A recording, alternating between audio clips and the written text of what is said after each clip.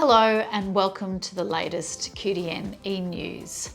My name is Michelle Moss, for those who don't know me, and I am QDN CEO. I want to thank everybody who participated in Australia's first jurisdictional state or territory forum for Australia's disability strategy, and also the Queensland State Disability Plan, which we had on Monday, the 19th of June. The discussion was filled with insightful discussions, profound reflections and learnings, and a shared commitment to fostering an inclusive Queensland. In keeping about our motto, nothing about us without us, the forum showcased the diverse knowledge, skills and abilities of people with disability. The day wouldn't have been possible without the support of our members, and I want to thank you to those who contributed to the panel discussions, moderated and were table hosts. A particular thank you to Uncle Willie, Cody, Alison and Alicia. Together we have accomplished something incredible. The level of engagement and participation during the forum was remarkable. We had the privilege of hosting a range of guest speakers, including people with disability, who shared their stories and experiences and gave us clear actions and a focus on what we need to be doing as a community across all levels of government, business, industry, as well as community and disability services to make a change that is real. It's critically important that in the next 5 years we see the strategies and actions outlined in the State Disability Plan and Australia's Disability Strategy come to life and leave long-lasting generational change and impacts. We also want to thank the Department of Child Safety, Seniors and Disability Services, the Minister, and the Department of Social Services and the Minister for their involvement and support of the forum. QDN will share more information with members soon, including recordings of the speakers and panel discussions, a report and a survey. On the 23rd of June 2023, the Disability Reform Ministerial Council agreed to extend the short-term NDIS transport remediation arrangements to the 31st of October 2025. This will enable NDIS participants to continue to access state and territory taxi subsidy schemes through till October 2025 until a long-term transport arrangement policy can be made. The CHAP, which is the Comprehensive Health Assessment Program and supports the identification of unmet health needs and improves primary care for people with intellectual disability, has just released a new 2023 updated version, which is for free on the Commonwealth Department of Health and Aged Care website. So there's a link below about that.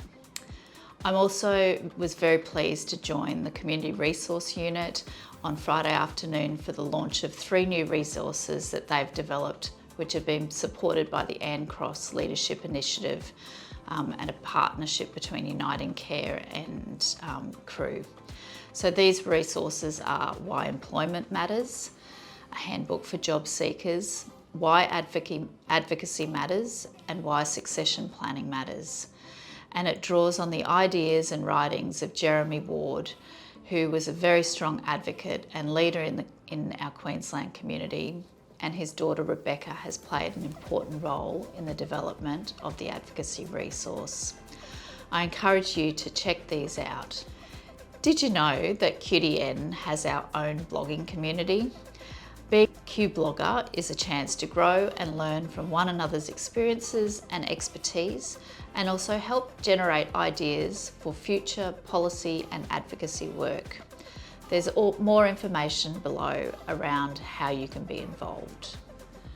You'll see in the information provided that there's lots of research opportunities for people with disability, including a project exploring the experiences of people with intellectual disability when going to the doctor, reducing sedentary behaviour in desk-based workers with disability, and the NDIS reviews and appeals process, and more information is below.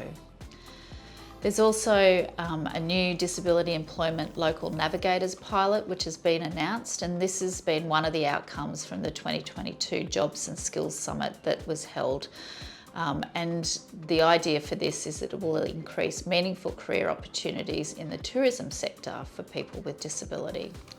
Organisations are going to get funding under the pilot for projects that support small and medium tourism businesses in several regions across Australia. And the funding is going to be for recruiting, retaining and promoting employees with disability. The Disability Royal Commission has published a research report that aimed to understand what contributes to homelessness for people with disability exiting the criminal justice system, as well as the types of supports and interventions that could prevent this from happening. The Queensland Government is holding a consultation process around a new 4-year First Nations Housing and Homelessness Action Plan to help close the gap for First Nation peoples and communities. There are opportunities to complete an online survey and/or attend a yarning circle near you. The Parliamentary Joint Committee on Human Rights are asking whether the Australian Parliament should enact a Federal Human Rights Act.